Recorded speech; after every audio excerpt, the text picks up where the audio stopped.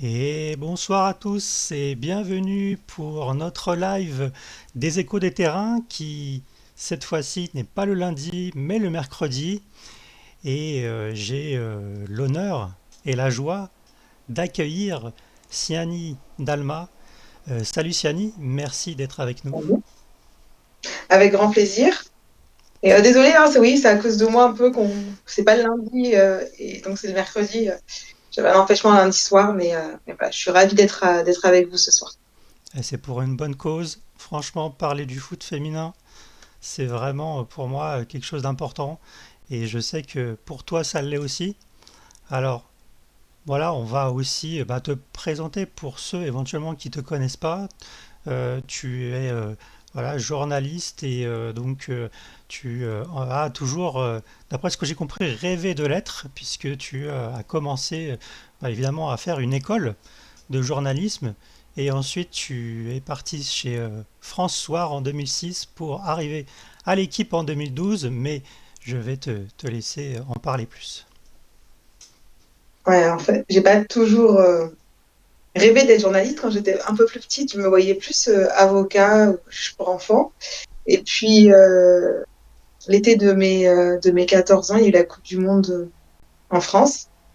Et je pense que comme beaucoup de Françaises et de Français, le parcours de cette équipe de France m'a fait tomber complètement amoureuse du football. Donc, j'aime bien le dire un petit peu avec humour. Des fois, je suis complètement une footix parce que même si j'aimais déjà bien le foot, je suis vraiment devenue accro à partir de 1998. Et j'avais cette idée en tête d'avoir un métier en rapport avec le football. Il faut savoir que quand j'étais ado, je jouais dans la cour au football, mais le foot féminin, ça n'existait pas. Je savais même pas qu'il y avait une équipe de France féminine. Je savais même pas qu'il y avait des équipes féminines. Et d'ailleurs, j'ai commencé le foot qu'en 2000, donc 2 ans après la Coupe du Monde, parce que tout simplement, je savais même pas que c'était possible de jouer avant ça. Donc, moi, une fois que j'ai une idée en tête, j'ai tendance à mettre tout en œuvre pour que cette idée aboutisse. Donc, de la quatrième jusqu'à la fin du lycée, j'avais plus qu'une idée en tête, c'était de devenir journaliste sportive. Donc, j'ai passé un bac littéraire. J'ai pris des options. J'avais anglais, espagnol et russe, parce que je voulais parler plein de langues. Et après, j'ai passé un concours pour une école de journalisme quand j'étais en terminale. Donc, j'ai fait 3 ans d'école de journalisme, donc c'est l'ISCPA à Paris. Et quand j'ai eu mon diplôme en 2005, j'avais pas de travail, mais je pigeais à droite à gauche. Et je m'étais inscrite à la fac en parallèle. Et donc, j'étais diplômée en décembre 2005, je crois. Et j'ai été embauchée à François en juin 2006 pendant la Coupe du Monde en Allemagne. Donc, ma vie Ok, autour du foot, c'est quand même beaucoup lié à la Coupe du Monde. Donc, mon premier job, j'ai commencé en pleine Coupe du Monde 2006. ça va, il y a pire hein, comme. Voilà. C'était très cool, ça fait longtemps. Eh ben écoute, c'est top. Et donc maintenant, évidemment, journaliste à l'équipe. Ouais, c'était pas si évident pour moi parce que je dois t'avouer que quand j'étais petite, quand j'étais ado, je rêvais pas forcément de bosser à l'équipe. Euh, je lisais plus déjà France Foot parce que mon père était abonné, donc je lisais beaucoup France Football, pas tellement l'équipe. Et surtout, j'étais accro aux émissions de foot, téléfoot, jour de foot, l'équipe du dimanche. Et moi, je me rêvais euh, bord terrain Ah ou oui. alors à commenter des matchs. En fait, j'ai plus grandi avec la génération du foot sur Canal+, et un peu sur Téléfoot aussi, que je regardais beaucoup. 11 mondial aussi, que j'adorais. Et c'est vrai que je me suis un petit peu retrouvée, j'allais dire, oui, presque par hasard à l'équipe, parce que je ne m'étais jamais dit que j'allais postuler pour travailler dans cette rédaction. Et c'est finalement une amie avec laquelle je travaillais sur l'équipe de France masculine, qui s'appelle Massiré Correa, et qui bossait à RFO à l'époque. Maintenant, c'est France O. Hmm. Et qui me dit, non, mais il faut absolument que je travaille à l'équipe. J'étais une des seules femmes. suiveuses des Bleus, on n'était pas beaucoup, on devait être 3 ou 4, et des Bleus garçons. Et elle m'a dit, t'as du culot, t'as pas peur de poser des questions, vas-y, elle connaissait la secrétaire du directeur de la rédaction. Elle m'a dit, je fais passer ton CV, il faut absolument que tu bosses à l'équipe. Moi, je l'ai passé, mais sans vraiment y croire. Et puis, j'ai commencé à faire des piges. Ensuite, j'ai eu un CDD, puis j'ai été embauchée début 2014. Donc, ça va faire 13 ans ça fait 13 ans ouais, que je suis à l'équipe, mais ça fait 11 ans que je suis en CDI. Ça passe vite. Ah oui, ça, c'est clair. Ouais. Et cette passion du foot, c'est quelque chose que tu partages au sein de ta famille? Ouais, mon père, je te disais, il était abonné à France Foot, Ouais. regardait beaucoup de matchs, supporter des Verts. Ma mère, supportrice de l'OM. Ma mère, elle loupe jamais un. Eh ouais, elle est parfaite, ma mère. Elle loupe, elle regarde tout, ma mère. Elle regarde même du national. Des fois, j'arrive chez elle, il y a du national à la télé. Elle regarde le championnat saoudien. Elle regarde tout, vraiment. Les garçons, les filles. Enfin, dès qu'il n'y a pas de foot à la télé, la pauvre, elle en déprime tellement elle aime ça. Et après, j'ai une famille qui adore le sport. J'ai une tante qui était fan de Formule 1, elle regardait la Formule 1 tous les week-ends. Elle adore le championnat anglais, elle est fan de Liverpool. Donc, en fait, j'ai grandi dans une famille Ah qui oui. aime le sport, qui aime le foot. Et donc, le virus, il est presque venu malgré moi, quoi. Bah, écoute, franchement, j'aimerais bien avoir une famille aussi passionnée que la tienne. Ouais, faut venir les soirs de PSG-OM, il y en a la moitié qui est pour le PSG, l'autre moitié qui est pour l'OM. Ouais, moi, On s'aime beaucoup, mais, ça se frite un peu, mais après, on finit toujours par se réconcilier. ah, ça doit être quelque chose, hein. Eh oui. C'est toujours assez animé. C'est assez drôle. Et moi, je suis, pour la petite anecdote, évidemment, un supporter de l'OM qui Ah, habite à 10 minutes en bus du Parc des Princes. Donc d'accord. c'est rigolo. Et je suis né à Paris, mais bon, bref. Il n'y a pas de règle, hein. Oh Enfin, non. de passion, ça t'explique pas, de toute façon, et heureusement, Ah oui, qu'on a ça le droit c'est d'aimer ensuite sa ville. c'est comme tomber amoureux, ça s'explique pas. Exactement. Et écoute, bah oui, formidable d'en savoir plus sur toi, parce que évidemment on te voit hein, dans les écrans, sur l'équipe et entre autres. Et ouais, je me suis toujours demandé qui était Siani. Et maintenant que tu réponds à la question, eh ben voilà, c'est intéressant toujours de savoir le parcours des gens.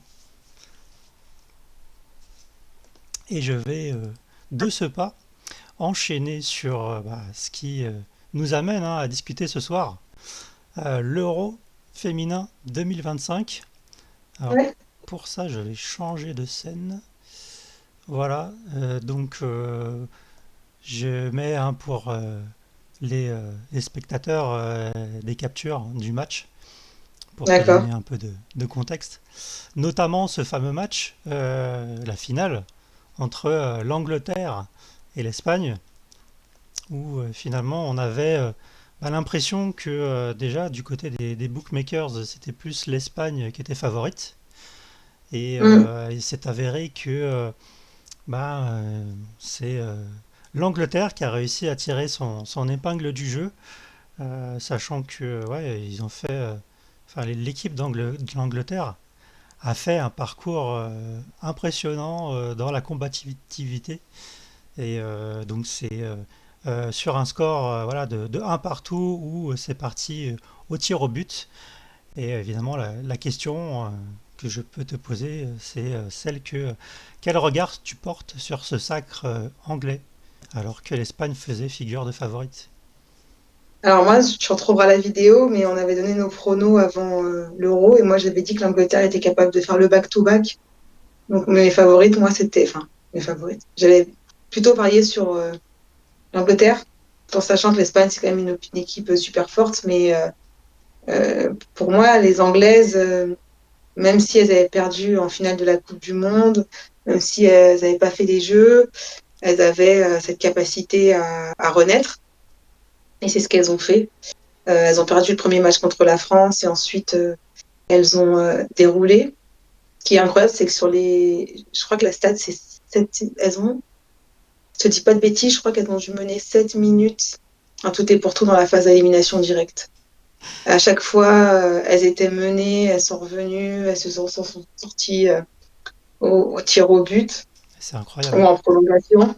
Et c'était, franchement, je pense que ça te soude une équipe et ça lui donne un supplément d'âme, justement, de traverser des moments compliqués. Et en fait, elles en ont vécu quelques-uns quand même dans cette Euro sportivement, je parle, hein. Et, et à chaque fois, les choix de la coach ont fait la différence. Alors, il faut savoir que c'est une coach qui change très peu son équipe de départ et qui a tendance à toujours enchaîner avec les mêmes choses. Là, elle a été obligée de le faire parce qu'elle avait des blessures, mais sinon, elle a tendance à toujours garder le même 11. Par exemple, quand elle a gagné l'Euro avec les Pays-Bas en 2017, c'est la même équipe sur tous les matchs. Quand elle a gagné l'Euro avec les Anglaises en 2022, elle a quasiment pas changé d'équipe à tous les matchs. Et là, elle était obligée parce qu'elle a eu des blessures. Mais sinon, elle est capable de mettre la même équipe sur les 6 matchs. Et donc, et puis là, elle avait aussi des remplaçantes qui faisaient rentrer. Donc la jeune Mang et Chloé Kelly, Oui, qui se sont révélées hyper importantes pour cette équipe. Donc, c'est une équipe qui a des ressources, hein. Et donc, j'ai pas. Évidemment que l'Espagne, pour moi, c'était l'équipe avec les individualités les plus fortes et j'aurais pas été étonnée que l'Espagne gagne. Mais l'Angleterre, c'était sans doute le collectif le plus puissant à tous les niveaux et surtout au niveau mental. Elles l'ont montré. Et j'étais contente qu'elle soit sacrée. C'est une équipe qui a des sacrées, justement, personnalités. Des oui, joueuses. Et les Espagnols aussi, d'ailleurs, hein. Mais c'est vrai que les Anglaises, elles ont ce truc. Et puis la coach aussi, elle est incroyable. Elle a fait 5 finales de grands tournois. Bon, elle a perdu les 2 finales de Coupe du Monde, mais elle a gagné 3 euros. C'est incroyable quand même. oui, 3 € de compte. Je sais pas si ça s'est beaucoup vu dans l'histoire du football. Donc, voilà. Donc, non, non, mais je pense que c'est mérité. Qu'elles ont construit leur victoire dans cet euro de manière assez spectaculaire. Et c'est une bonne leçon à suivre pour l'équipe de France, quoi, parce qu'elles n'ont jamais baissé les bras, elles n'ont jamais cessé d'y croire. Et au final, elles ont gagné. Donc, bravo à elles. totalement, totalement. Alors évidemment, on parlera de l'équipe de France tout de suite après, hein, mais moi, ce que j'ai noté aussi sur ce match, c'est que il y a l'équipe d'Espagne qui a beaucoup tenté, qui a beaucoup poussé. D'ailleurs, le player of the match, c'est quand même la gardienne, Hannah Hampton, côté anglais. Donc forcément, voilà, ça veut dire que il fallait sortir le grand jeu face à une belle équipe d'Espagne qui a eu la possession, évidemment. Ça, on s'y attendait. Et qui a eu quand même pas mal d'occasions, des XG, beaucoup plus que l'Angleterre. Mais comme tu le Mhm. disais, il suffit de pas grand-chose pour l'Angleterre pour passer le tour et passer les tirs au but, en fait, tout simplement. Donc, Mhm. leur Ouais, match. l'Espagne, ouais, Oui, excuse-moi. vas-y, vas-y. Non, l'Espagne, en fait, toute la première mi-temps, elle joue super bien. Et quand elle marque, on se dit, on va pas revoir l'Angleterre, quoi. Parce qu'honnêtement, cette première mi-temps, elle est fabuleuse de la part de l'Espagne. Ils réussissent tout. C'est incroyable. Bonmati a fait des choses qu'on a quasiment jamais vues. Il y a peut-être Putellas qui est un petit peu en retrait, mais le reste de l'équipe, franchement, est très, très fort. Oui, Et je me souviens de me dire, bon, bah, c'est plié, en fait. Les Espagnols, elles vont gagner. Et elles vont revenir après la pause, elles vont remettre deux et ce sera fini. Et en fait, non, deuxième mi-temps, elles se sont écroulées. Les Anglaises ont mis de l'impact physique. hmm, Euh, Elles ont réussi à sortir du pressing des Espagnols et l'Espagne a perdu le fil. Euh, et elles n'ont pas su retrouver ce qu'elles nous avaient montré en première période. Et après, les tirs au but, c'est pas facile. Moi, je dis pas que c'est de la loterie parce que c'est un vrai geste technique que tu peux travailler et qu'il y a des gens qui sont plus ou moins doués pour ça. Mais c'est vrai que le contexte, la fatigue physique, tout ça, c'est des choses que tu ne peux pas reproduire à l'entraînement. Et donc, mine de rien, je pense que les Espagnols étaient vraiment fatigués et du coup, ça a dû jouer aussi sur cette séance de tir au but. clairement. Et j'ai noté des faits notables, dans le sens où, évidemment, comme tu le disais, voilà, il y a eu une mainmise sur cette première mi-temps côté Espagne. Mais c'est vrai que j'ai noté des grosses occasions pour l'Angleterre, notamment au début du match, avec à la troisième et à la 19e minute. Donc voilà, on sentait quand même que du côté des Anglaises, il y avait une vraie volonté de faire mal au début. Évidemment, après, il y a eu des occasions du côté des Espagnols, avec, in fine, le but de Caldente. Euh, Mm. mais ce qui a été un peu game changer pour moi, c'est l'entrée de Kelly à la place de James, qui s'est blessé juste Ouais. avant la mi-temps, puisque en seconde, eh ben, c'est elle qui fait la passe décisive pour Rousseau. Donc forcément, voilà, c'est quand même un élément très important dans cette rencontre. Et il y a un dernier point que j'ai noté, c'est l'énorme occasion de Paraluelo dans les arrêts de jeu. Donc ça aurait pu évidemment faire tomber la pièce du bon côté pour les Espagnols. Mais Mais les Anglaises aussi, elles ont une grosse occasion. Il n'y a pas un arrêt assez fou avec tir sur le poteau. C'est de quel côté ça? J'ai pas revu la finale, je t'avoue. ouais, Euh, mais il me semble qu'il y a Catacol qui détourne un tir sur sa transversale ou sur sa barre et que les Anglaises, elles sont pas loin aussi ouais, de l'emporter, je crois. Ou alors peut-être, je sais plus dans quel sens c'est. Je t'avoue que j'ai une mémoire de poisson rouge. Je vois tellement de matchs que des fois je m'en mêle, mais euh, en fait, ça aurait pu basculer d'un côté comme de l'autre. Je pense que exactement. chaque équipe a eu sa mi-temps. C'est vrai que l'entrée de Kelly a fait beaucoup de bien. J'arrêtais pas de me demander mais pourquoi Chloé Kelly n'était pas titulaire, parce que c'est vraiment une super joueuse. Bon, elle sortait d'une saison un petit peu compliquée où elle avait été prêtée à Arsenal, donc elle n'a pas beaucoup joué non plus. Après, en Angleterre, elle a jamais vraiment été titulaire. C'est elle qui est aussi décisive en finale de l'Euro 2022 déjà, Hmm. et elle n'était même pas titulaire. Donc Va peut-être lui voilà, donner sa chance là. honnêtement, c'était une finale très indécise finalement, et puis c'était une belle finale. Oh oui, ça c'est clair que c'était haletant. J'ai Et préféré la finale de la Coupe du Monde. Je dois t'avouer que j'ai trouvé qu'elle était d'un niveau au-dessus, supérieur, oui, techniquement, physiquement, tactiquement. Mais ça restait une belle finale, quoi. Celle-ci. je suis d'accord avec toi.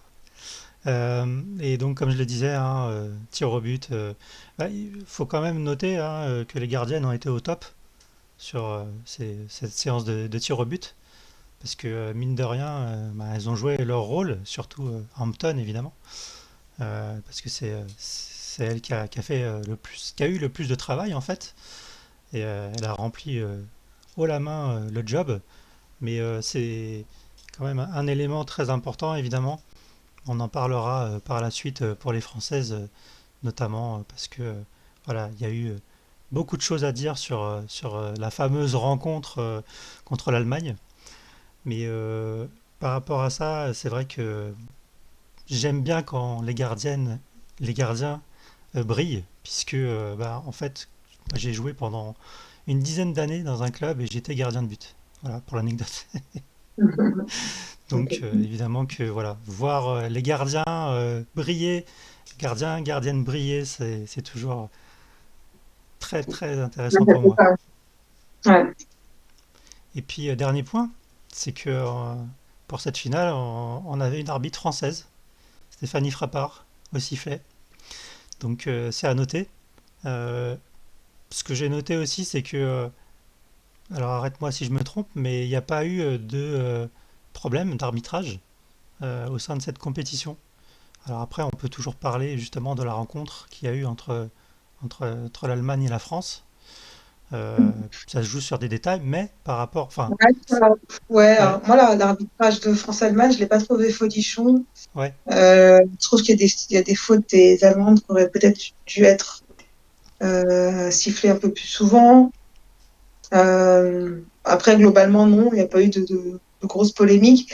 Je t'avoue que moi, je suis pas très fan des gens qui critiquent les arbitres parce que je pense que c'est une des fonctions les plus difficiles du football hmm, et que et c'est l'une des raisons pour lesquelles je suis pas non plus hyper fan du VAR, c'est que pour moi, c'est l'erreur est humaine.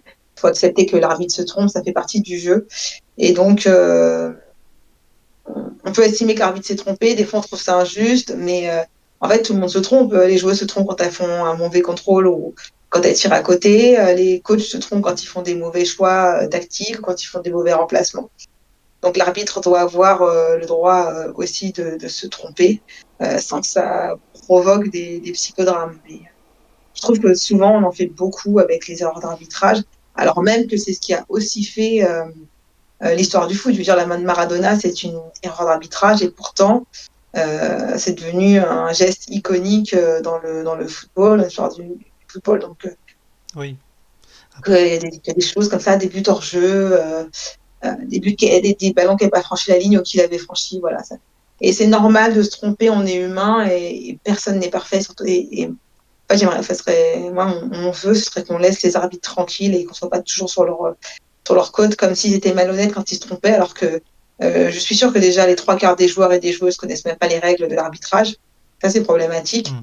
Euh, et ensuite, je parle pas des coachs aussi, parce que je suis pas sûre que tous les coachs qui sont hors terrain en train de hurler connaissent les règles de l'arbitrage. Et ensuite, il faut juste accepter l'erreur, quoi. Ça fait partie du jeu. Tout le monde se trompe. Pour avoir un but, il faut qu'il y ait une erreur quelque part, souvent. Donc, Oui. voilà. Donc, Après, et je dis pas ça. J'étais arbitre quand j'étais plus jeune. J'avais trouvé ça très difficile et très intéressant aussi. Mais vraiment, moi, je trouve que c'est une corporation qui est pas toujours bien traitée et que ce serait bien de leur lâcher un peu la grappe, de laisser travailler et d'avoir des rapports un peu plus normaux, plus sains avec eux, quoi. Parce que s'il n'y a pas d'arbitre, il n'y a pas de match. C'est difficile, non? On va pas s'auto-arbitrer. Donc, ouais, je suis bien d'accord avec toi parce que les différents matchs que j'ai faits à mon petit niveau, quand il n'y a pas d'arbitre, on est bien dedans parce que au final, on est obligé de faire de l'auto-arbitrage et alors là, je te raconte pas comment ça va finir. Généralement, c'est pas une bonne idée de faire de l'auto-arbitrage. c'est- en fait, en fait, je trouve que dans le foot, on a un vrai problème avec les arbitres qu'on retrouve pas dans les autres sports. Et je pense que c'est une question d'éducation. En fait, on devrait éduquer les enfants dès U6, là, quand ils commencent, à respecter les arbitres. Et ça vient Hmm. aussi des éducateurs qui doivent bien se comporter sur le banc de touche, des parents, voilà, des adultes qui doivent apprendre à respecter l'arbitrage. Enfin, ça, c'est un truc. Les Bah, je, coachs, je, je suis atterrée de tout ce qu'on se permet avec les arbitres c'est et qu'on sûr. voit quasiment pas dans d'autres sports comme. Je veux Oui, dire, on verrait, il y aurait une demi-contestation arbitrale au rugby. Enfin, ça se voit pas au hand. Jamais vu. Quand même. il y a une forme de laxisme dans le foot. Ouais, parce que c'est rentré dans les mœurs du foot. C'est ça. Et ce serait bien de changer ça. Après, est-ce qu'il n'y a pas quand même une possibilité de faire en sorte de communiquer aussi tout ce beau monde en fait?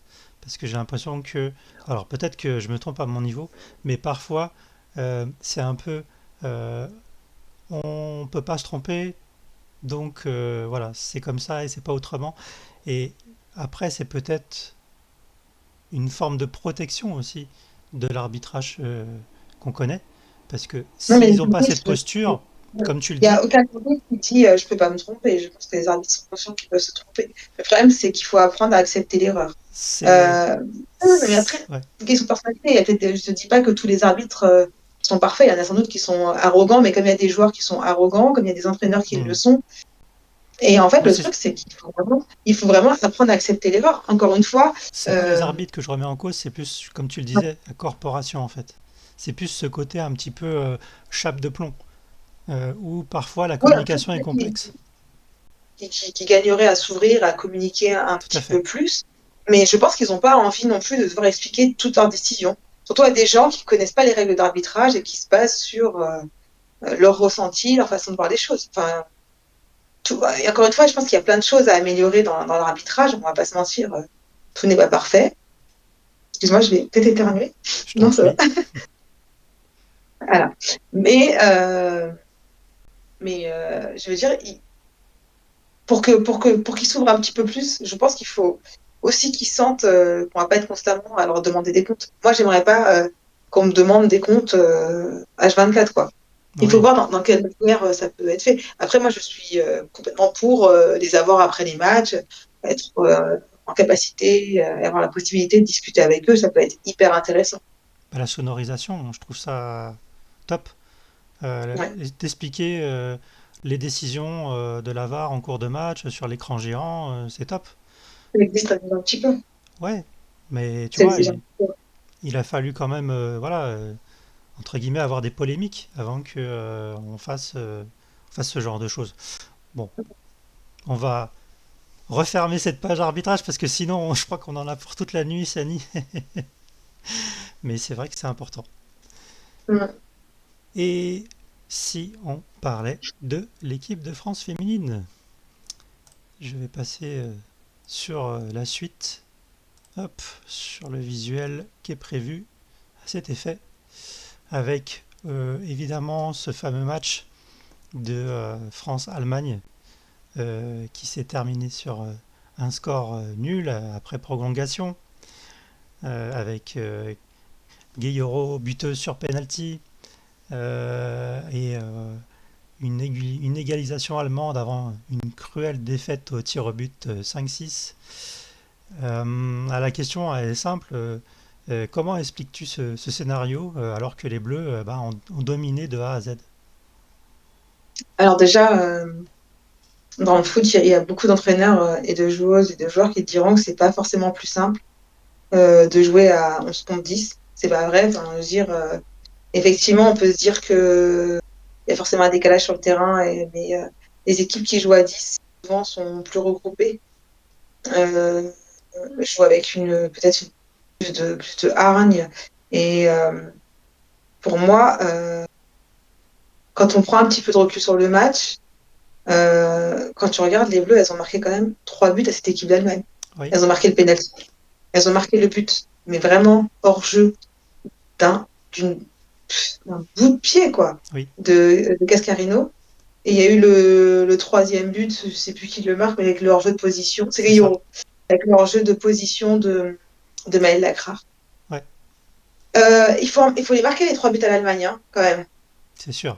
Parce que les Anglaises qui les ont prises, c'est non, c'est les Espagnols qui les ont prises après, elles ont marqué qu'un but, en prolongation en plus. C'était pas simple, hein. Oui, Donc en fait, les gens qui défoncent l'équipe de France, qui disent qu'elles n'ont pas fait le boulot, bah, en fait, en face, il n'y avait pas une équipe de plo. Il y avait une équipe d'Allemagne qui peut s'avérer redoutable, qui tactiquement a effectivement bien joué le coup, a bien défendu. Elles n'ont pas eu tant d'occasions que ça. Elles marquent sur un coup de pied arrêté, elles marquent sur un corner. Donc effectivement, il aurait fallu être plus attentive sur ce corner. Mais derrière, les Bleus, encore une fois, elles en marquent 2 quand même. Et oui. les hors-jeux qui sont signalés, enfin, franchement, c'est un hors-jeu de 30 cm, même pas, et un hors-jeu de position. Donc, en soi, je veux dire, s'il faut gagner un match, il faut que tu en marques 4-5 à l'Allemagne, c'est compliqué parce qu'encore une fois, c'est une équipe qui défend très bien et c'est une équipe très forte. Après, une fois qu'on a dit ça, l'équipe de France est encore arrêtée en quart de finale, effectivement. C'est un constat froid et lucide, quoi. C'est que elles ont du mal à passer ce cap-là. Et alors que cette année, franchement, j'avais vraiment l'impression que toutes les planètes étaient alignées. Il y avait une atmosphère autour de l'équipe qui était apaisée, qui était sereine. Les joueuses me semblaient en capacité de faire mieux que ce quart de finale. Euh, voilà, elles ont encore échoué. Mais, mais Elles ont mis les j'ai eu ingrédients, il y a eu beaucoup de critiques parce que il manquait Wendy Renard, Kenza Dali, Eugénie Le Sommer, évidemment. que Laurent Bonadé n'a pas retenu pour cette compétition. Alors déjà, je veux dire à tous les voyants et les voyantes que on ne sait pas ce que ça aurait donné avec elles. Donc on ne va pas faire du football fiction, on ne sait pas. Alors effectivement, je me suis posé la question sur le match contre l'Allemagne. On sait que Wendy Renard était très forte sur coup de pied arrêté. Son association avec Selma Bacha marchait bien. Pourquoi pas? Peut-être, on peut se dire que. Mais en fait, dans la vraie vie, avec Wendy Renard, Eugénie Le Sommer et Kenza Dali, les Bleus ont fait une demi-finale récemment, l'Euro 2022, mais sinon, elles se sont aussi très souvent arrêtées en quart. Donc en fait, c'est de la mauvaise foi de dire qu'on aurait fait mieux avec elles. On ne sait pas, on ne peut pas savoir. Mhm. Et peut-être qu'on aurait fait mieux, peut-être on serait pas sorti de la phase de groupe. En fait, il faut accepter que le sélectionneur a fait des choix, même si on peut ne pas les comprendre. Par exemple, moi, je trouve que il aurait pu garder au moins Wendy Renard sportivement, parce que pour moi, elle tenait encore la route, elle était encore titulaire, elle jouait. C'est vrai que Eugénie Le Sommer jouait un peu moins à Lyon, mais elle était encore en capacité d'apporter des choses à ce groupe-là. Kenza Dali se sentait bien physiquement. Mais moi, celle qui m'a le plus étonnée, dont l'absence m'a le plus étonnée, c'est l'absence de Wendy Renard. Oui, Parce que je pense que sportivement, ça reste la meilleure défenseuse française et ça reste une top défenseuse mondiale encore. Donc après, c'est des choix d'entraîneur. Je veux dire, il est payé pour ça. Et puis s'il avait été au bout, on n'aurait pu que s'incliner. Enfin, hmm, c'est la dure loi du foot, quoi. yes. Bah écoute, je vais juste revenir après sur le sélectionneur et son choix. Je vais revenir quand même sur cette rencontre, notamment pour appuyer tes propos, évidemment, hein, quand on regarde les stats. L'Allemagne, c'est 7 tirs pour 2 tirs cadrés, alors que Mm. la France, c'est 17 tirs pour 9 cadrés. Voilà. Bah ouais. Hein. Là, il n'y a pas photo. Donc à partir de là, évidemment, on se dit, mais comment c'est possible de ne pas le remporter? Eh ben, c'est le foot. On a Bah vu oui, et puis il y a nombre plein de de scénarios scénarios. comme ça, bien sûr. C'est pas un scénario inédit euh, qu'elle, qu'on a découvert. Enfin, depuis le début de la saison, il y en a eu des matchs hein, où des équipes jouaient à 10 contre 11. Et on peut dû demander à Marseille là, contre Rennes. Donc, Euh, tu, il me semble tu que, retournes le non, couteau dans la plaie là. dire qu'elles ont été nulles parce qu'elles se sont fait. En plus, elles n'ont pas perdu le match. Techniquement, elles ne l'ont pas perdu parce Tout qu'elles ont à été fait. éliminées au tir. Donc, elles n'ont même pas perdu. Et donc, oui, ils prennent la séance de tir au but. Oui, on peut peut-être reprocher ça au sélectionneur qui avait dit il les travaillait pas, encore que elles les ont un peu travaillées quand même. Celle qui voulait, elle tirait pendant les entraînements. Et puis, il y a eu cette course bizarre d'Amel Majri sur son tir au but. Mais on avait vu une séance de tir au but Suède, Suède-Angleterre, où Oui, c'était un peu n'importe quoi, ça passe dans tous les sens au final. oui, oui, c'est Les vrai. Anglais s'en sont sortis, mais bon, c'est tellement compliqué. Et comme pour la finale, hein, c'est bah, une gardienne qui est player of the match. Évidemment, Mm. c'est la gardienne allemande.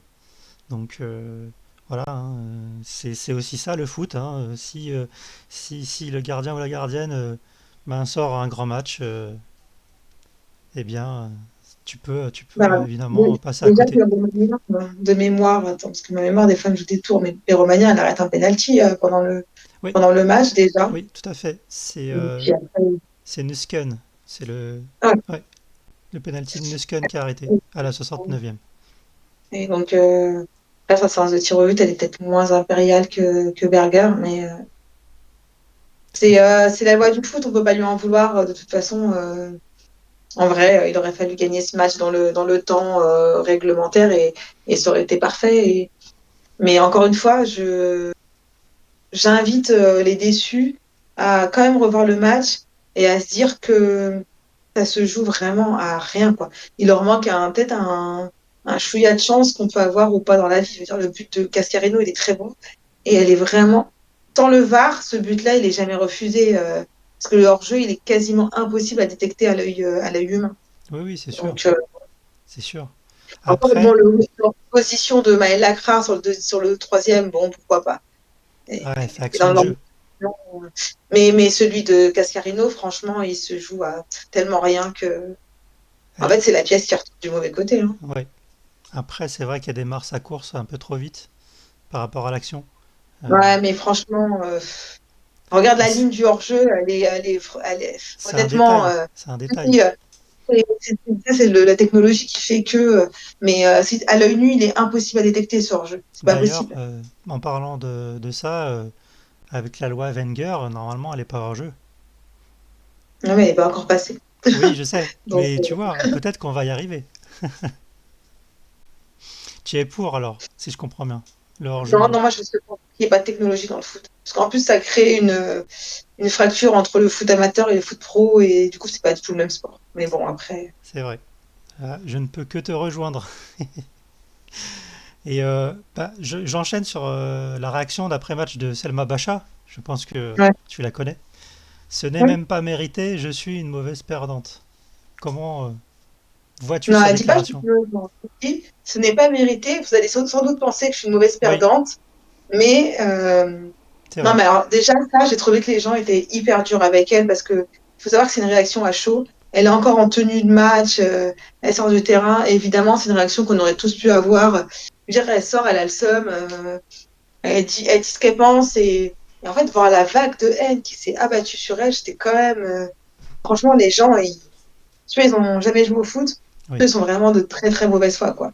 Et en plus, on reproche toujours aux joueuses et aux joueurs d'être des robinets d'eau tiède. Voilà, en fait, c'est juste quelqu'un qui vient de perdre un match. Elle n'avait pas envie, enfin, de perdre un match, d'être éliminée d'une compétition. Ça l'embête, effectivement. Les Bleus, tu l'as dit, hein, 17 tirs, 9 cadrés, 7 tirs, 2 cadrés. Ben, quelque part, euh, les stats prouvent qu'elle a raison. Les Bleus ont quand même beaucoup plus essayé que les Allemandes, elles ont défendu. Leur attaquante, là, elle a mis quelques brins à aux défenseuses de l'équipe de France, mais l'Allemagne n'a pas non plus proposé grand-chose sur ce match-là. C'est vrai. Et en fait, à un moment, il faut la laisser tranquille, c'est Pacha, et accepter son ressenti. Elle était sur le terrain. Je veux dire, on ne peut pas demander aux gens ce qu'ils ressentent. Et quand ils disent ce qu'ils ressentent, les insulter, enfin, ça, Oui. c'est un truc. Il y a des gens n'insultent pas les joueurs et les joueuses de foot. On va dire, ça reste que du foot, quoi. Et j'ai trouvé des réactions disproportionnées par rapport à ce qu'elle avait dit, qui étaient juste de l'ordre du ressenti, à chaud en plus. Et, et, et j'espère que ça va pas empêcher les joueuses de continuer à dire ce qu'elles ressentent, quoi. Hmm. Parce que sinon, on va avoir, ouais, c'est ça, des robinets d'eau tiède en face, et ça va être très triste. Voilà, bon. Oui, je suis totalement d'accord avec toi, hein. De toute façon, là, on parle de gens, on parle des réseaux sociaux, grosso modo, quoi. Enfin, Ouais, on parle de gens qui mais sont assis sur leur canapé et qui sont cachés derrière leur anonymat et voilà, qui c'est ça. déversent leur haine. Donc Voilà, il y a des forcément. choses qui ont reçu des insultes racistes, il y a des choses qui ont reçu des insultes sexistes. Enfin, enfin, ça a été très très loin. Il y a eu un communiqué de la fédération. Il y a eu des joueuses qui ont pris la parole pour dire que la haine n'avait pas de place, effectivement, dans le sport, mais n'importe où dans la société d'ailleurs. Mais il faut vraiment que les gens qui font l'action de prendre leur téléphone ou leur ordinateur pour aller insulter des joueuses de football se remettent en question et enfin, se posent des questions sur la médiocrité de leur vie, parce que franchement, ça se fait pas, quoi. Enfin, je veux dire, elles jouent au foot, ça va quoi. Elles n'ont tué personne. Enfin, puis ouais, quand même elles sont éliminées, bah, c'est la loi du sport. Hein. Je veux dire, il y a un gagnant à l'Euro. Donc Eh voilà, oui, c'était pas l'équipe de France. non, ce sera pas pour cette fois. Et Ouais. j'enchaîne sur une autre question. Et au sein de ce tournoi, est-ce que tu as des joueuses qui t'ont le plus marqué? Côté français, évidemment. Ah, côté français, j'ai bien aimé la petite Alice Sombat, que je connaissais déjà parce que je suis en charge du suivi de l'Olympique Lyonnais. D'accord. J'ai trouvé qu'elle était très intéressante. Elle a pas tout bien fait. Je pense qu'elle a encore une belle marge de progression. Mais j'ai aimé sa personnalité. C'est une jeune fille assez solaire. Et j'ai aimé ce qu'elle était capable de faire sur le terrain. Et son association avec Tiniba Samoura en défense centrale, très intéressante aussi. Et pour l'avenir d'équipe de France, c'est plutôt rassurant. Euh, Cascarino, qui a montré aussi par séquence que c'est une très très grande joueuse et que honnêtement, elle a des qualités qui sont largement au-dessus de la moyenne. Hmm. Clara Matteo a fait des trucs bien aussi. Après, elle a, contre l'Allemagne, elle aurait pu peut-être mieux faire, mais je trouve elle a fait un euro tout à fait remarquable. Euh, Elisa de Almeida, on n'a pas beaucoup parlé, mais elle a Oui. été plutôt costaud, même si elle est prise sur le but allemand, le but de la tête, effectivement. Mais elle a été costaud aussi, Elisa.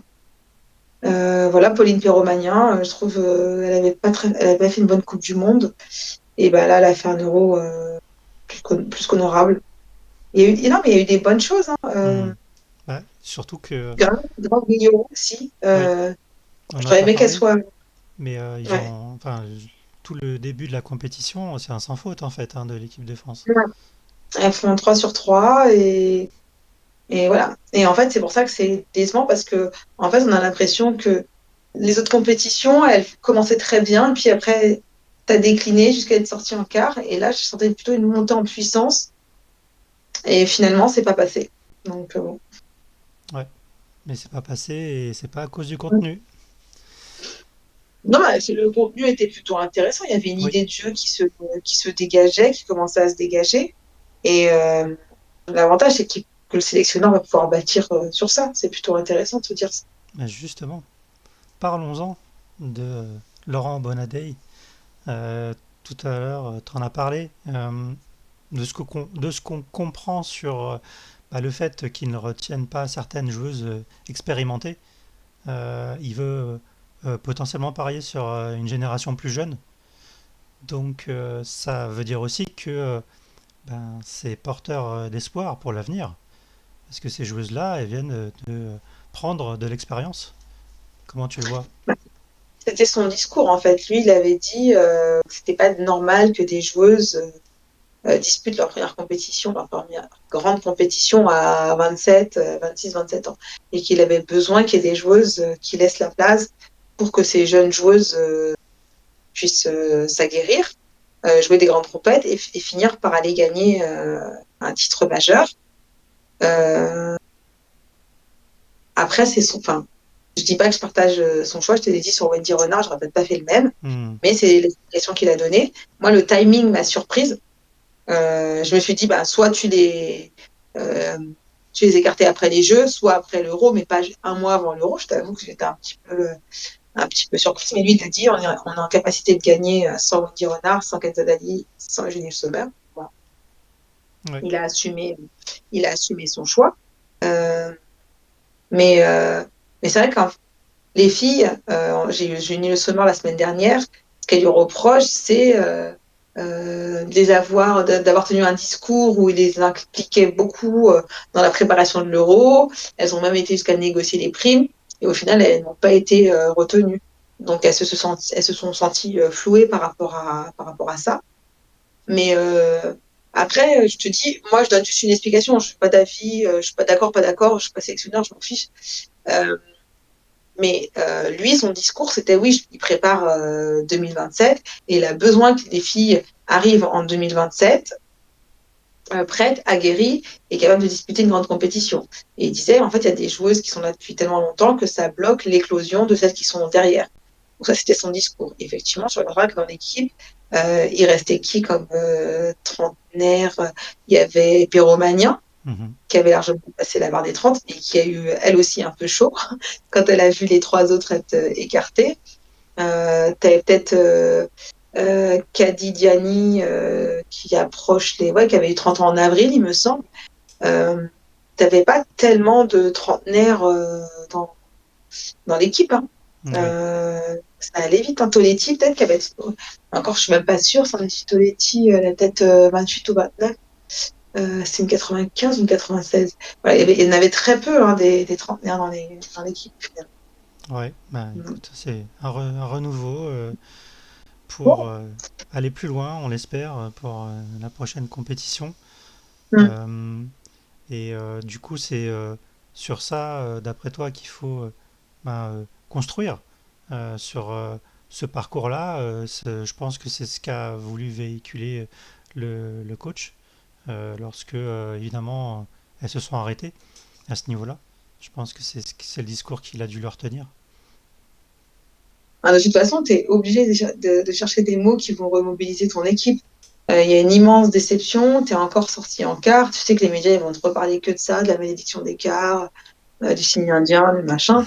Mais la vérité, c'est qu'elles vont jouer des demi-finales de Ligue des Nations contre l'Allemagne, enfin leur demi-finale de Ligue des Nations contre l'Allemagne en octobre. Il y a un titre à aller chercher, même si pour moi c'est une compétition en bois, mais bon, ça leur fera toujours un trophée. Tu as la Coupe du Monde en 2027 et tu as les JO en 2028 qui vont arriver. Et un Euro en 2029. Donc potentiellement, 2020, tu peux avoir une Ligue des Nations l'année prochaine. Enfin, non, une élimination cette année, parce que ce sera sur octobre-novembre. Mhm. Et ensuite, t'auras rien en 2026, ça va leur faire du bien de souffler un petit peu. Et après, tu as un enchaînement de 3 grandes compétitions. Il y a un moment, il va falloir gagner quelque chose, quoi. Tu peux pas continuer à regarder toutes les nations gagner. Oui, Et toi, peut-être. Enfin, l'Italie s'est qualifiée pour les demi-finales. Et j'ai arrêté. Les jours précédents le quart des Bleus, je disais non, mais vous allez voir que l'Italie va y être et pas les Bleus, quoi. C'était une vraie crainte pour moi que les Bleus n'y soient pas. Et puis, voilà, c'est ce qui s'est passé. Patatras, elle n'y était pas. C'est une immense déception parce que même nous, les suiveurs, on avait senti qu'il y avait un truc qui se créait. Et honnêtement, on n'a pas compris comment elles ont encore été éliminées en quart de finale, quoi. C'était vraiment l'immense, ouais, le choc, la désillusion, quoi. les détails, les Ouais, détails qui font que ça passe pas. c'est ça. Eh oui. Euh, j'ai une question sur tout ce qui est préparation, choix tactique, état d'esprit. Euh, je sais que tu as couvert la compétition. Et comment est-ce que toi tu l'as ressenti tout ce qui se passait autour de l'équipe de France et est-ce que tu as vu des choses différentes par rapport à avant, comment c'était géré du côté du staff? Tu as vu des petits détails en plus ou en moins? Non, après, chaque sélectionneur fait un peu à sa manière. Laurent Bonadei, là où je le trouvais plutôt intéressant, c'est que il a essayé déjà de faire en sorte que son équipe soit plus ouverte aux supporters, plus ouverte aux journalistes, et qui ait plus de joie dans ce groupe. Mais c'était déjà un travail qu'avait initié Hervé Renard. En fait, C'est vrai. Hervé Renard, lui, contrairement à Corinne Diacre, il n'avait pas peur des médias. On pouvait aller prendre un café avec lui en pleine compétition, ça ne le dérangeait pas. Enfin, il savait qu'on était aussi là pour la promotion du football au féminin. Et Laurent Bonadi, je l'ai trouvé dans cet esprit-là, dans cet esprit d'ouverture, parce que il sait que les Bleus ont besoin des médias pour attirer des supporters, pour que leur travail soit mis en lumière, pour qu'elles aient du soutien. Et donc ça, il a très bien fait comprendre aux filles qu'il fallait pas être dans une sorte de bulle où elles n'allaient parler à personne. Ensuite, en ce qui concerne ses choix tactiques, tu as bien vu que finalement, il a pas peur de trancher. Mhm. Et en fait, il a fait des choix, il a fait confiance aux jeunes, il a fait confiance à son bat quand Mbok n'était pas disponible. Il n'a pas hésité à faire rentrer Tini Bassamura quand Lakrar s'est blessé. Enfin, Lou Bogart et Melwen Ndongala, le latéral du Paris FC, elles ont eu du temps de jeu. Enfin, je veux dire, il a donné de la confiance à tout le monde. Après, tactiquement, l'équipe de France, c'est difficile en sélection vraiment d'inventer quelque chose. Moi, je serais d'avis de faire un peu comme l'Espagne où tu as une vraie identité foot. Et du coup, ça, c'est un projet d'ETN. Et toutes les équipes de France devraient jouer de la même manière. Et donc, ça veut dire que tu formes des joueuses quand elles sont en sélection jeune ou quand elles sont dans les centres de formation ou quand elles sont à Clairefontaine. Que tout le monde joue de la même manière. Déjà, je trouve qu'on gagnerait du temps. Euh, mais là, tu vois, je pense que ce qu'il veut, lui, c'est avoir le ballon, aller vite dans les transitions, euh, le, à la perte du ballon, le récupérer vite, faire un pressing intense, il veut de l'intensité dans tout ce qu'elles font. Mais ça, j'ai l'impression que tous les entraîneurs veulent ça maintenant. Enfin, franchement, Mhm. et du coup, je fais pas mal de matchs, et filles comme garçons, je discute avec pas mal d'entraîneurs. Il y en a très peu qui disent ma philosophie, c'est de laisser le ballon à l'adversaire et de le contrer. En ce moment, ce qui est à la mode, c'est le pressing haut, c'est les transitions rapides. Tu vois, enfin, c'est des choses qu'on retrouve un peu partout, quoi. Et donc, l'équipe de France, pour moi, en plus, elle a des qualités, beaucoup de qualités devant. C'est-à-dire que tu as pléthore d'attaquantes, tu as de quoi faire. Et sur les ailes, tu as des filles qui sont rapides, qui sont puissantes. Dans l'axe, tu as des filles comme Katoto, qui sont géniales pour jouer en pivot, mais c'est une très bonne finisseuse aussi.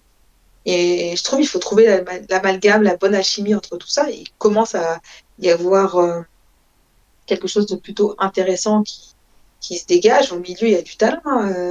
Tout à fait. Gueye-Rot, Toletti, il y a Karchaoui maintenant qui est passé au milieu, qui veut jouer un peu en 10. Et je trouvais que Karchaoui avait fait un bon Euro.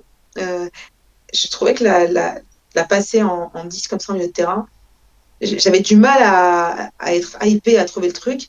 En fait, quand elle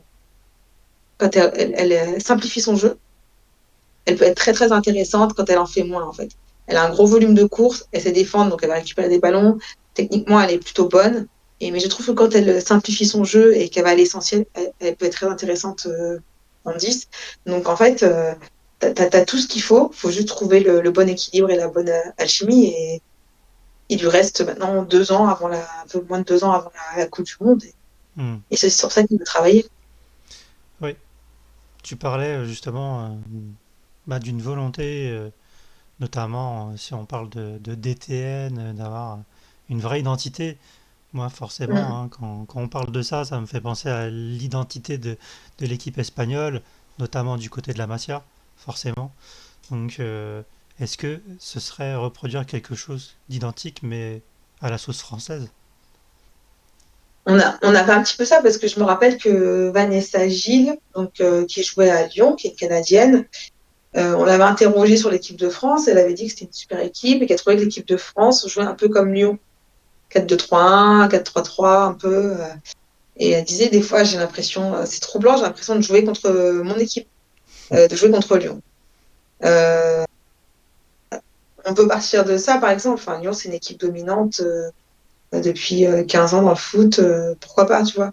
Mais moi, je trouve que c'est un projet qui doit s'étudier bien en amont quand les filles, elles sont jeunes et pas que les filles d'ailleurs. Mais vraiment, on regarde l'Espagne, filles comme garçons, les filles, tu peux quasiment calquer ce qu'elles font. Alors, il y a beaucoup de filles du Barça, Oui. mais ça ressemble au jeu des garçons.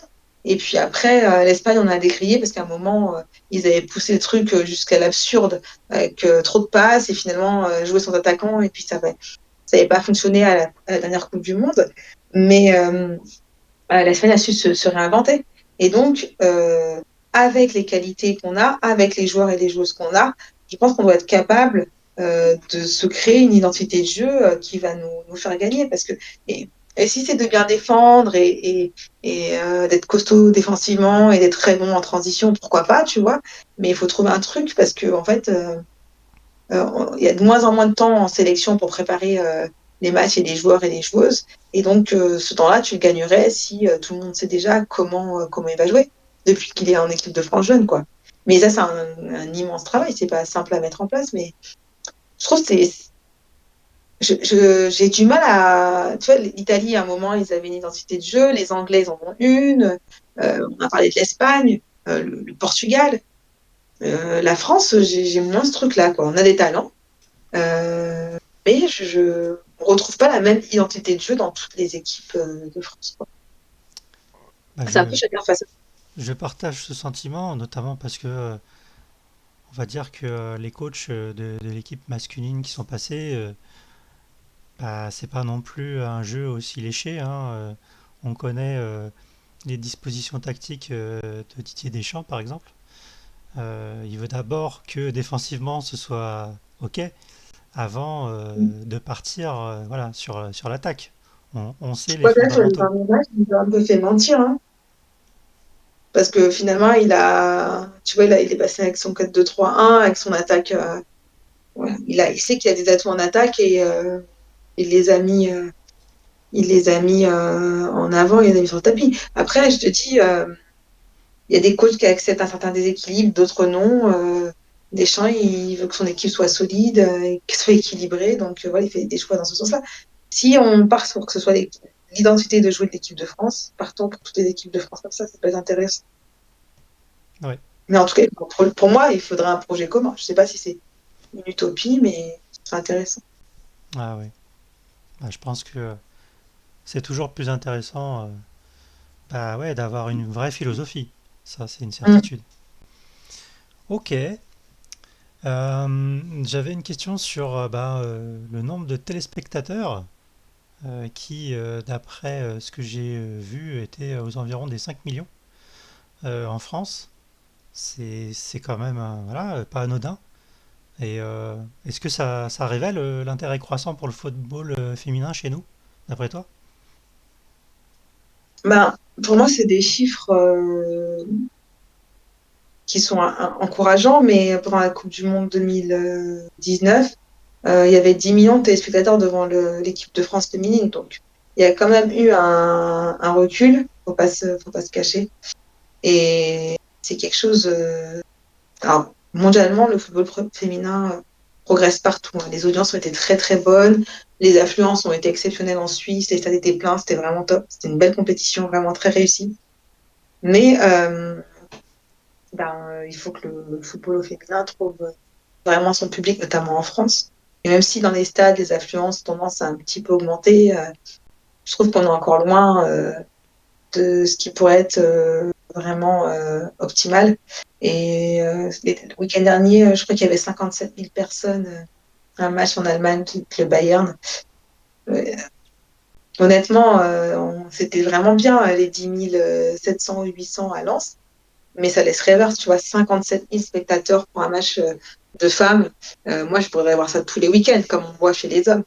Le Lyon-Marseille des hommes, alors c'était pas guichet fermé, mais le stade était plein. Il y avait 5 000 spectateurs pour les femmes. Ouais, Moi, ça, c'est mon combat féministe. J'aimerais que les gens mettent autant d'entrain à aller encourager des hommes que des femmes. Mais là, ça demande vraiment un changement de mentalité. Je suis pas sûre d'être encore de ce monde quand ce jour interviendra, mais oui, ça pousse à se poser des questions, de savoir pourquoi on est plus enclin à aller voir jouer des hommes que des femmes. Vraiment, tu vois, enfin, c'est un truc. Mais bon, ça prendrait des heures à débattre et je pense qu'on sortirait du futur. Mais voilà, je pense que les femmes méritent qu'on aille aussi les encourager, qu'on aille aussi les pousser dans les stades tout à fait. et j'espère que c'est la prochaine arrêter. Et qu'on les regarde à la télé aussi quand elles jouent, évidemment, parce que le sujet de base, c'était les audiences qui ont finalement diminué par rapport à 2019, par exemple. Ouais, mais bon, on espère que pour une Coupe du Monde, ce sera voilà, un peu plus intéressant, notamment au niveau de Mm. l'audience français. Voilà, c'est ce qui nous importe déjà d'un point de vue national. Parce que comme tu le dis, ouais, je me fais pas trop de soucis d'un point de vue mondial. Voilà, il y a beaucoup de pays qui sont vraiment friands de voir ce type de compétition. Mais je voudrais juste rebondir sur ce que tu dis parce que typiquement là, quand j'entends ce que tu dis, ça m'a fait penser à une intervention de Giroud pendant le jubilé du Djibril Cissé. Je sais pas si tu vois de quoi il est question, mais en gros, il a dit le niveau, on dirait un match de femmes. Donc, typiquement, ça m'évoque tout le travail qu'il y a encore à faire. Bon, après, Giroud, voilà, il est d'une autre génération, on peut l'excuser, Mm. mais c'est vrai que c'est quelque chose qu'on entend quand même assez régulièrement sur la comparaison entre les hommes et les femmes, comme quoi ce serait moins intéressant, alors que il y a des choses vraiment, moi je trouve, superbes dans ce genre de compétition. Tout ce qui est technique déjà. Euh, Franchement, parfois il y a enfin, certains matchs masculins qui sont vraiment pas au niveau, alors que côté féminin, En fait, le problème, c'est qu'il y a beaucoup de monde qui critique le football féminin et oui, il y a des matchs qui sont nuls, mais comme il y a plein de matchs que je regarde des garçons qui sont nuls. ouais, ouais, exactement, Et hier, il y a eu 11-1, euh, Norvège-Moldavie, c'est ça? Ben, quand c'est un match de foot féminin où il y a 11-1, tout de suite ça critique, on dit que euh, c'est une farce, qu'il n'y a pas d'opposition, que machin, ben, tu vois, et là, on ne les a pas entendus sur le football masculin. Donc, et les gros scores, ça se voit de moins en moins. Il y a de moins en moins de scores fleuves comme ça dans le foot féminin, et heureusement. tout à fait. Mais après, je te dis, c'est une question de mentalité, et il faut accepter d'évoluer, accepter de laisser la place aux femmes et accepter qu'elles méritent la place où elles sont. Et déjà, ce sera un bon pas de fait. Oh oui. Et, pour revenir hein, sur bah, la compétition et de ce que je connais le mieux, c'est-à-dire le poste de gardien, bah, il y a des arrêts hein, où j'étais vraiment stupéfait du niveau côté féminin. parce que j'ai beaucoup entendu euh, du côté masculin dire ah bah oui, mais je suis sûr qu'un homme il aurait pu l'arrêter, etc. Et donc je réagis par rapport à ça parce que pour moi, voilà, il y a des arrêts vraiment de très très haut niveau qui ont été faits durant cette compétition et malheureusement, voilà, c'est pas vu à leur juste valeur. Bah, surtout que le poste de gardienne, en fait, c'était celui qui était le plus en retard, parce que très longtemps, elles n'ont pas eu d'entraîneur de gardienne, elles n'ont pas eu les bases de la formation, et maintenant, on se rend compte que quand elles sont bien formées, elles sont capables de faire des super arrêts, d'avoir un très bon jeu au pied, et d'être des très bonnes gardiennes de but. Il y a une sorte d'étude qui est sortie pendant l'Euro, et en gros, qui mettait des hommes sur un terrain de foot. euh, Et en fait, proportionnellement à ce que les filles vivent quand elles sont sur un terrain. Donc pour les hommes, c'était un terrain beaucoup plus grand, des cages beaucoup plus grandes, parce qu'effectivement, les femmes, elles sont en général plus petites. Donc les gardiennes, enfin, en général, elles sont quand même plus petites que les gardiens hommes. Hmm. Euh, il y a quelques rares exceptions. Les joueuses, elles sont plus petites que les hommes, courent moins vite, ce machin. Et on s'est rendu compte enfin, effectivement, que c'était difficile pour les femmes. Enfin, et il faut reconnaître que elles font quand même des efforts qui sont remarquables parce qu'en fait, c'est pas simple hein, pour elles de courir sur un terrain aussi grand et les gardiennes, les cages, elles sont pas forcément toujours adaptées à leur gabarit. Et moi, je salue leur courage d'y aller parce que franchement, il en faut beaucoup pour se prendre des ballons dans la tronche, se faire allumer. Tout à fait. Et, et voilà, après, souvent, ça vient. Enfin, moi, je pense qu'il faut pas, déjà, il faut pas comparer.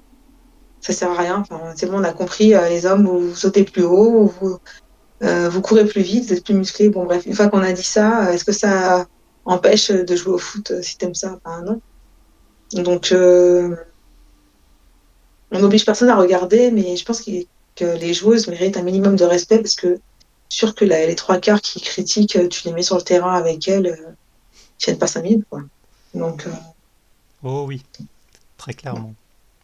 et Totalement. les gardiens, pareil. Enfin, je veux dire, on critique beaucoup les gardiennes, mais je suis sûre que les gens qui les critiquent sont pas capables de faire la moitié de ce qu'elles sont, de ce qu'elles font. C'est un poste qui a évolué, qui va continuer d'évoluer, et je pense que c'est le poste où il y aura le plus de progrès dans les années à venir, le poste de gardienne. Eh ben écoute, tant mieux, parce que là je vais me régaler. Et dernière question, si tu devais garder un souvenir marquant de 7 euros, lequel choisirais-tu?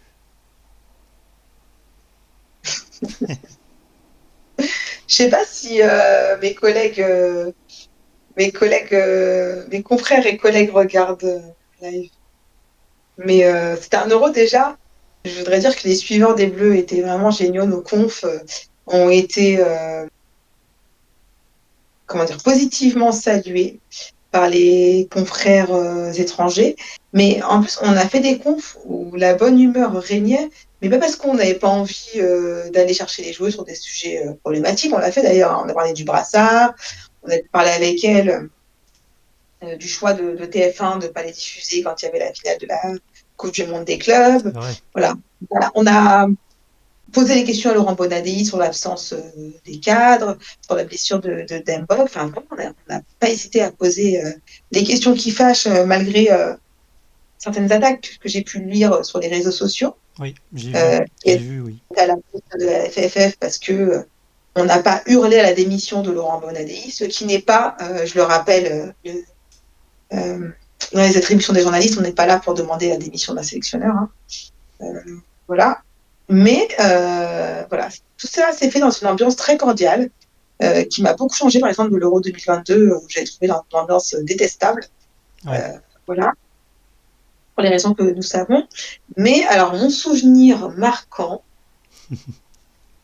il y en a plein. En fait, je me suis vraiment éclatée sur cet Euro. C'est Et pas regarder j'ai tous, vraiment. hein. Non, mais tu vois, le France-Angleterre, c'était génial. La victoire, l'ambiance dans le stade après. Magic in the Air de Magic System qui résonnait. En plus, la chanson préférée, enfin, c'est une des chansons préférées de mon fils qui chante tout le temps. Et donc, il y avait cette chanson, les joueuses et tout. Et tu te dis que c'était au début d'un truc un peu sympa.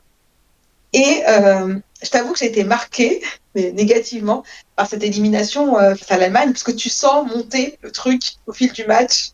Tu sais, le tir de Melvin Mallard qui s'écrase sur la barre transversale. Là, tu te dis, on va pas y arriver. Elles vont pas Hmm. y arriver. Enfin, elles, parce que moi, en l'occurrence, j'étais en tribune et puis je joue pas pour l'équipe de France, mais euh, tu te dis, elles vont pas y arriver. Et la déception, et tu sais, après le match, t'es là, t'as fait ta zone mixte, t'as envoyé tes papiers, et c'est le vide, quoi. Alors que tu t'imaginais en demi, faire la demi contre l'Espagne et tout, que ça allait être génial, parce que France-Espagne, ça allait être top, il y avait plein de sujets à faire. Et oui. Et je te dis, il y a eu l'euphorie très très haute de France-Angleterre et la désillusion très très basse de France-Allemagne. Et en fait, cette équipe, c'est la première fois depuis très longtemps, ça m'arrive, parce que l'année dernière, quand elles sont sorties des JO, je n'avais pas d'attache particulière. Voilà, enfin, elles sont sorties, quoi. Enfin, t'étais enfin, j'étais pas plus triste que ça. Mais là, cette année, ouais, j'ai ressenti une petite pointe de tristesse parce que les filles s'étaient montées. C'était une équipe à laquelle on arrivait à s'attacher, Hmm. mine de rien. Et donc, voilà. Donc, mais j'ai gardé plein de souvenirs. Les entraînements, c'était chouette avec les familles qu'on a pu croiser. Euh, J'avais fait un petit sujet avec la famille de Justine Leron, qui était la troisième gardienne, dont la sœur travaillait au stade de Bâle en tant que stadium manager. Il y avait ses parents qui étaient sur place, donc j'ai discuté avec ses parents. Et c'était dans notre hôtel. Euh, J'avais rencontré la compagne de Melvin Mallard, avec qui on a fait un sujet aussi avant le match contre le Pays de Galles, je crois. Mais voilà, donc c'est plein de rencontres, c'était génial. Et puis je te dis, les confrères de la presse française, il y en a que je connaissais pas du tout. J'ai fait des rencontres et franchement, on a des super journalistes en France. On s'est vraiment marré. On a travaillé très dur, mais on a travaillé dans une ambiance super. Et on était peut-être qu'il y a moins ce truc de concurrence accrue sur le foot féminin. Tu vois, on sortait nos infos, mais Ah, on n'était pas là tu le ressens à se beaucoup tirer la plus manière. côté masculin? Je sais pas, je fais pas trop. Enfin, moi, je fais pas l'équipe de France masculine, mais j'imagine que ça doit pas être la même ambiance que vraiment. Nous, on était dans un truc où, alors, s'il y avait une grosse info à sortir, on l'aurait sorti, mais on n'était pas là à se bagarrer, machin et tout. Enfin, c'était très sain. Et il y avait beaucoup d'entraide, Ok. petit côté agence, qui était presque sympa, tu vois. Enfin, vraiment, enfin, on s'aidait sur plein de trucs. Et voilà, j'ai passé un super euro. Peut-être l'un des meilleurs de ma vie. J'aurais aimé que ça aille jusqu'en finale. Malheureusement. Et oui. Enfin, moi, j'ai fait en finale, pas les Bleus. D'ailleurs, ah oui, un truc qui m'a marqué, j'ai fait cinq prolongations et Ah je crois oui. que j'ai dû faire 4 séances de tir au but. J'en pouvais plus à la fin. Franchement, quand je suis arrivée à la finale, j'étais bouillie parce que tu fais toute la première phase. Bon, c'est dur en termes émotionnels, mais bon, tu t'accroches. Quand elles sortent, c'est compliqué.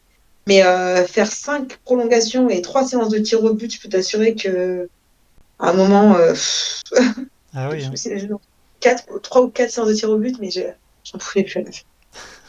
J'étais contente que ça se termine, quand même. Je Je suis veux bien te fatiguée. croire, ouais. Couvrir une compète comme ça, ouais, je pense que t'es rincé après, quoi. Ouais, mais t'es rincé rapidement parce qu'en fait, tu t'enchaînes, tu bosses tout le temps. Et je dis, c'était d'où l'importance d'avoir des collègues et des confrères avec qui tu t'entends bien et qui ça se passe bien parce que tu peux avoir des moments vraiment dingues parce que tu es fatigué, t'enchaînes, tu dors pas beaucoup, tu as quand même pas mal de boulot. Enfin, moi, j'ai tout fait en voiture en Suisse, donc tu as quand même des trajets qui sont assez importants en voiture. Et on était ensemble, on se reboostait, et voilà. Donc, Ah oui. franchement, j'étais pas convaincue par l'euro en Suisse. Je me dis, ouais, bon, je sais pas, c'est un pays magnifique. Je me suis vraiment éclatée. Enfin, c'est vraiment beau. Les gens sont plutôt sympas globalement. Le pays est magnifique, je conseille. Bon, après, c'est un peu cher pour nous quand on est français, très cher. Mais j'ai passé Oui. un mois vraiment très chouette. Honnêtement, Bravo, bravo la Suisse pour cette euro. Et au niveau de l'actualité, est-ce que tu as quelque chose là sous le coude? Tu vas préparer. J'ai repris ma saison avec le suivi de Olympique Lyonnais garçon, OL Lyon, le foot féminin. Enfin, demain, je serai à Jean-Bouin pour le match, le barrage de Ligue des Champions du Paris FC. D'accord. Mais voilà, le quotidien. Et puis on va suivre hein, le foot au féminin, foot Et masculin, tout, quoi. bah ouais, C'est écoute, reparti. la Mm. saison est bien repartie, ça c'est clair. Ouais, ouais, Même s'il y a des coupures de trêve internationale. c'est reparti. Yes. Et ça fait plaisir. Et c'est ça aussi qu'on aime, comme tu le disais tout à l'heure, les hauts et les bas, les émotions, quoi. Ouais, tout à fait.